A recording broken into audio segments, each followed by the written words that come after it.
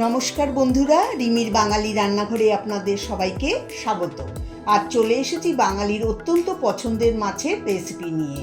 আমার আজকের রেসিপি দারুণ স্বাদের ট্যাংরা মাছের ঝাল। গরম গরম ভাতের সাথে এই ট্যাংরা মাছের ঝাল খেতে দুর্দান্ত লাগে। রেসিপিটা ভালো লাগলে লাইক, কমেন্ট, শেয়ার করার অনুরোধ রইল। তাহলে চলুন দেরি না করে ঝটপট এই রেসিপিটা বানানো শিখে নিই।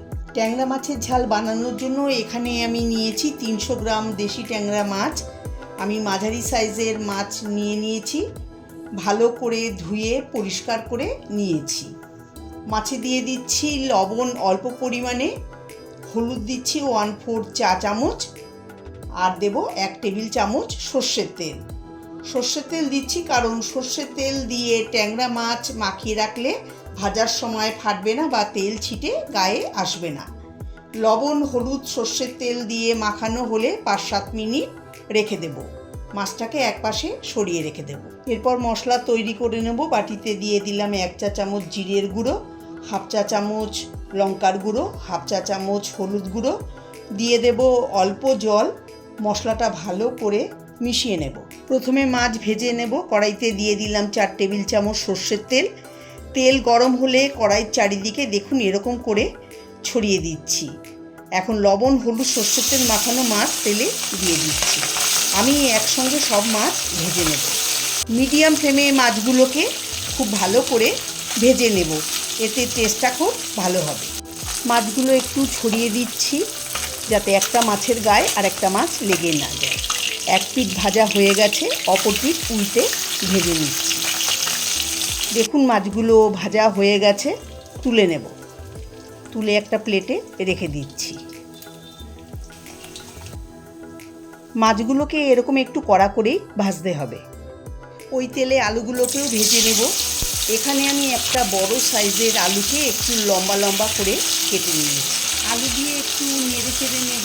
আলু ভাজার সময় অল্প হলুদ আর লবণ দিয়ে ভেজে নেব। আলুগুলোকে ভালো করে ভেজে নিয়েছি, এখন তুলে একটা পাত্রে রেখে দেব। এরপর ওই তেলে দিয়ে দেব 1/4 চা চামচ কালো জিরে, একটা শুকনো লঙ্কা। 35-40 সেকেন্ড ভেজে নেব। এরপর দেব পেঁয়াজ মিহি করে কুচিয়ে। এখানে দুটো মিডিয়াম সাইজের পেঁয়াজ নিয়েছি। এখন পেঁয়াজটাকে গোল্ডেন করে ভেজে নেব।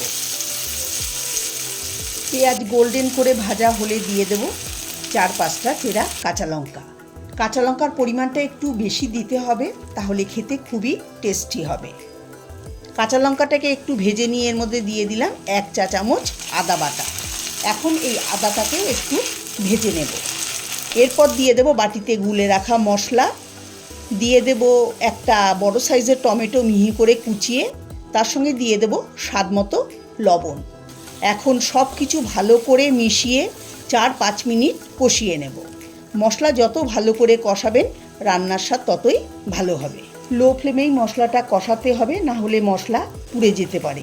মশলাটা কষাতে কষাতে যদি শুকিয়ে আসে তাহলে অল্প জল দিয়ে মশলা কষিয়ে নিতে পারেন। দেখুন বন্ধুরা, মশলা থেকে তেল ছেড়েছে, মশলা সুন্দর কষানো হয়েছে। এরপর দিয়ে দিলাম আগে থেকে ভেজে রাখা আলু। এখন মশলার সঙ্গে আলু ভালো করে মিশিয়ে দেব। 2-3 মিনিট মশলার সঙ্গে আলু কষিয়ে নেব। এখন এর মধ্যে দিয়ে দেব গরম জল।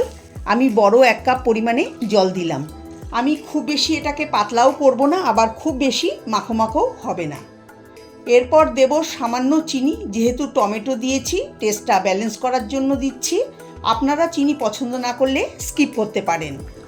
ঝোল ফুটতে থাকলে ভেজে রাখা ট্যাংরা মাছ দিয়ে দেব। ঝোলের সঙ্গে ভালো করে মিশিয়ে দেব। ভালো করে মেশানো হলে ঢাকা দিয়ে লো ফ্লেমে 5 মিনিট রান্না করে নেব।